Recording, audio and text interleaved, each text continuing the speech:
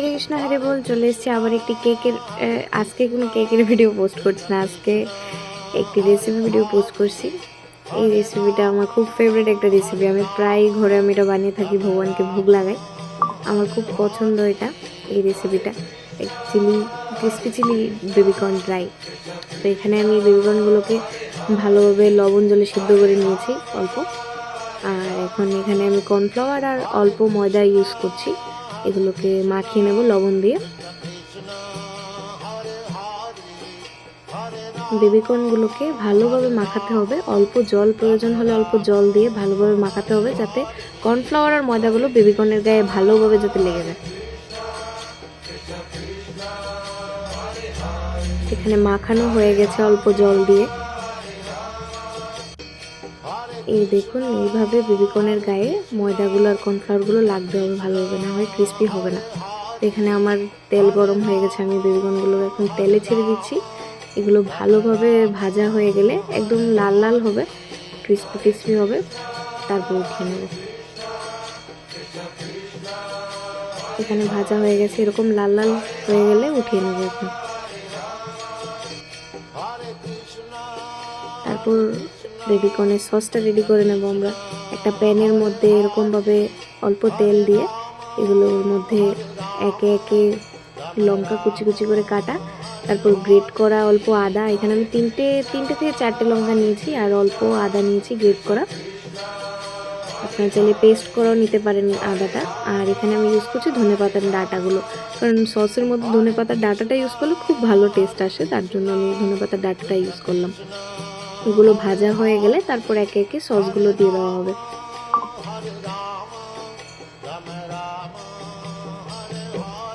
এখানে আমার ভাজা হয়ে গেছে অল্প, এখন সসগুলো দিয়ে দেওয়া হবে। সসের জন্য প্রথমে আমি দিলাম এখানে 2 চামচ সয়া সস, 1 চামচের মতো প্রায় টমেটো কেচাপ। এই টমেটো কেচাপটা আমার ঘরে বানানো, রেসিপি লাগলে অবশ্যই কমেন্ট করবেন, আমি রেসিপি দিয়ে দেবো।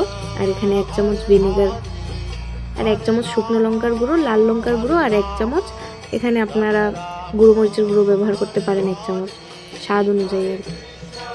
এখানে এটা ভালোভাবে ভাজা হয়ে গেলে তারপর একটা বাটিতে 1 চামচ কর্নফ্লাওয়ার দিয়ে জল দিয়ে গুলে ভালোভাবে রাখতে হবে। এটা জাস্ট সসটা গাঢ় হওয়ার জন্য, আর কিছু নয়। বেশি ইউজ করলে বেশি গাঢ় হয়ে যাবে, অল্প ইউজ করলে ভালো। আর এখানে আমি 1 বাটি ক্যাপসিকাম কেটে রেখেছিলাম, প্রায় 5-6টা ক্যাপসিকাম, ছোটো ক্যাপসিকামগুলো।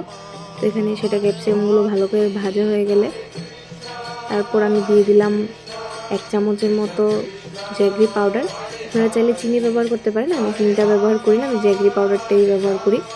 তো স্বাদ অনুযায়ী আমি 1 চামচ জ্যাগরি পাউডার ইউজ করলাম এখানে, একটু যাতে মিষ্টি আসে তার জন্য। এবার সসটা ভালোভাবে ভাজা হয়ে গেলে তারপর একে একে আগে থেকে ভেজে রাখা ক্রিস্পি বেবিকর্নগুলো দিয়ে দিতে হবে। এখানে আমার ভাজা হয়ে গেছে, এখন ক্রিস্পি বেবিকর্নগুলো দিয়ে দেবো। বেবিকর্নগুলো সবগুলো সসটার মধ্যে দিয়ে তারপর ভালোভাবে নেড়ে চেড়ে তারপর আপনারা একটা পাত্র উঠিয়ে রাখবেন। এখানে আমার রেডি হয়ে যাচ্ছে ক্রিসপি চিলি বেবিকর্ন। আর আমি আগে থেকে আলু পরোটা রেডি করে রেখেছিলাম, সেটা পোস্ট করা হয়নি ভিডিওটা। তো আগে থেকে আলু পরোটা রেডি ছিল আমার। এখানে আমি আলু পরোটার সাথে ক্রিসপি চিলি বেবিকর্নগুলো ভোগ দেবো। বাস রেডি হয়ে গেল আমার ক্রিসপি চিলি বেবিকর্ন। ভালো লাগলে অবশ্যই জানাবেন কমেন্টে। হরে কৃষ্ণ হরে বল।